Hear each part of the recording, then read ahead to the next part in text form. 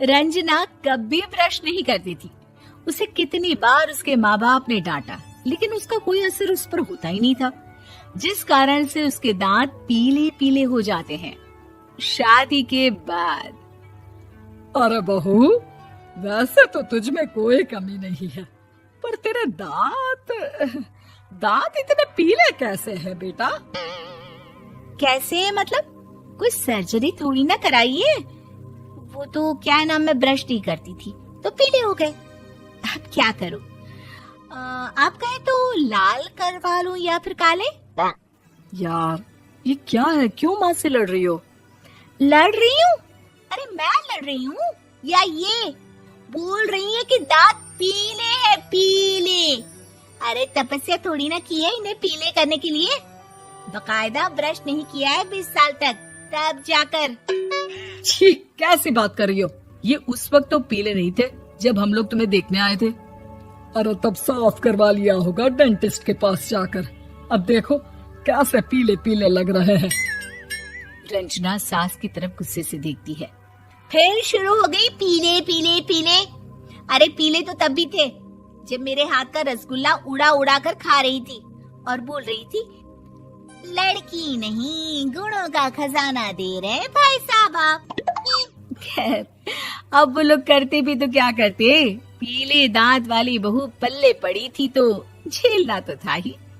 एक दिन कीर्तन में रंजना गाना गा रही थी। अरे कमला बहन, माँ का द्वार है, यहाँ तो सब शुद्ध होकर आते हैं, फिर अपनी बहू को ब्रश भी नहीं करवाती तुम। दूर से पीले पीले दांत भक्ति में बाधा उत्पन्न कर रहे हैं। अरे कोई 2 साल की बच्ची थोड़ी ना लेकर आई हूँ मैं बहू बनाकर। अच्छी खासी लड़की है, अरे कैसे करवाऊं ब्रश? ये तो उसे खुद करना चाहिए ना। अब माँ बाप तो इसके जैसे तैसे निपटा दिए, ये नहीं सोचा कि सास कैसे संभालेगी। सास बहू को लेकर घर आ जाती है, लेकिन सोच लेती है कि अब इसे लेकर कहीं नहीं जाएगी। अगले रोज बहू कहती है, अरे क्या हो गया, मंदिर नहीं जाना क्या? कीर्तन का वक्त हो रहा है। मेरी मधुर वाणी से कान्हा जी जागते हैं और सोते हैं। आप तो जानती है ना उनकी भक्ति में कितना मन लगता है मेरा। वो क्या है ना, तबीयत ठीक नहीं लग रही है मेरी, आराम करूंगी मैं। तबीयत ठीक नहीं लग रही? अभी तो मिथुन के गाने पर नाच रही थी आप, और अब बोल रही है कि तबीयत ठीक नहीं लग रही।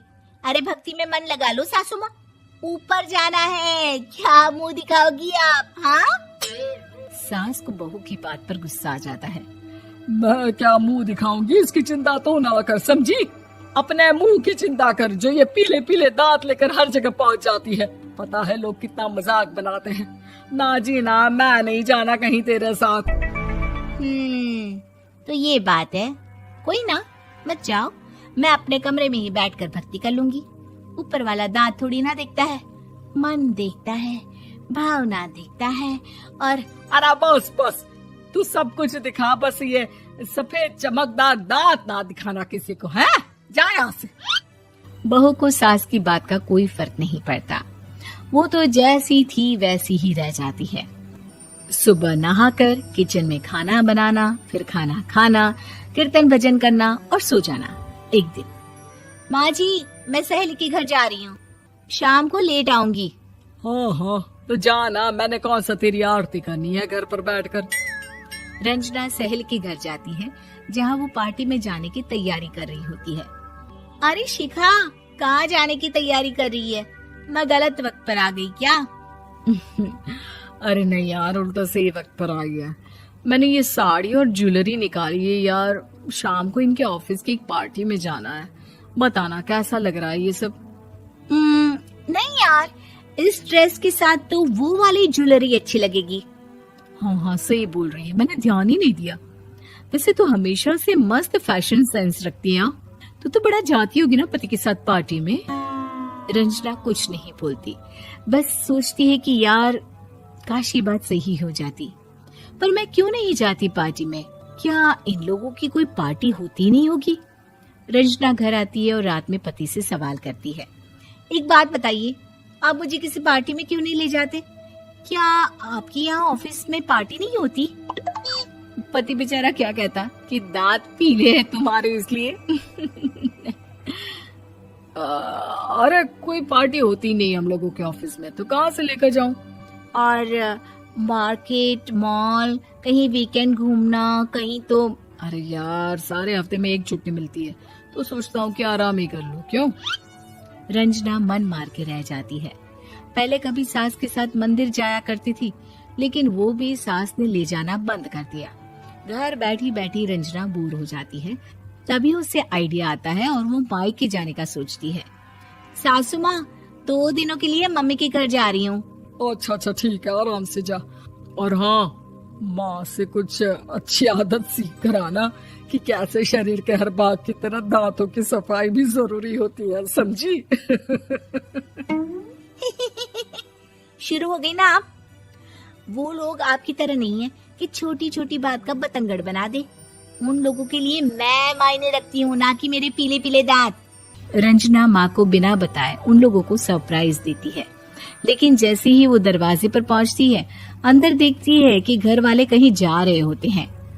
अब माँ, काश रंजना दीदी के दांतों वाली प्रॉब्लम नहीं होती, तो वो भी हम लोगों के साथ चलती ना बुआ जी की बेटी की शादी में। हाँ बेटा, लेकिन अब उसे कौन समझाए कि उसको उसके पीले दांत नहीं दिखते, लेकिन उसके आसपास के लोगों को कितना एम्बैरेसिंग फील कराते हैं। मुझे तो कितनी बार उसके स्कूल की टीचर ने शिकायत की कि उसके साथ कोई लड़की बैठना भी नहीं चाहती, और ना ही कॉलेज में कोई उससे बात करना चाहता था। लेकिन पता नहीं क्यों उसे ये बात समझ में ही नहीं आती। कोई कमी नहीं है उस लड़की में, बस यही कि दांत पीले हैं। वो तो भला हो जीजाजी और उनकी माँ का, जो दीदी को जैसी है वैसे ही रखा हुआ है। रंजना को अपने घर वालों की बात सुनकर बहुत दुख होता है। वो सोचती है कि वो क्या करे, लेकिन फिर वो सीधा डेंटिस्ट के पास जाती है, अपने दांत चमकाती है और कसम खाती है कि वो रोज ब्रश करेगी। अरे क्या हो गया? तुम तो 2 दिनों के लिए गई थी ना, पर कोई ना, अच्छा है, चलो आ गई तो। रंजना सास के सामने आकर खड़ी हो जाती है और पूरी स्माइल करती है, उसके चमकदार दांतों को दिखाती हुई। हाँ? चले मंदिर। माँ, मुझे माफ कर दीजिए, मैंने आप लोगों को बहुत एम्बैरेसिंग फील करवाया। मैं आज से रोज ब्रश करूंगी।